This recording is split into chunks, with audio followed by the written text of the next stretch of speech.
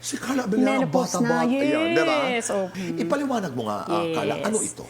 Ang perimenopause po is not menopause. Hindi po ibig sabihin ng perimenopause. Pareho po sa menopause. Of course, ang menopause po comes at a certain age po. Actually, strictly speaking, ang menopause po nangyayari yan kapag more than or at least 12 months na po kayong hindi dinadatnan. So, tumigil na po yung menstrual cycle nyo for at least 1 year. Mga sintomas po niyan, pwede po kayo makapansin ng pagbabago sa inyong dibdib or meron din po tayong tinatawag na hot flashes, yung parang ang init-init ng pakiramdam. Ang perimenopause is basically may mga symptoms po kayo na similar or kapareho ng menopause. But of course, hindi naman po kayo menopausal. Pag perimenopause naman po, parang stage po yan or parang phase na pagdaraanan ng mga kababaihan bago po sila maging menopause talaga. So usually po dyan, wala pa masyadong changes sa katawan, pero pwede na po maging irregular yung cycle, pwede na rin sila magkaroon ng mga hot flashes, and pwede po magkaroon ng mood swings kasi nga may pagbabago na sa hormones. Parang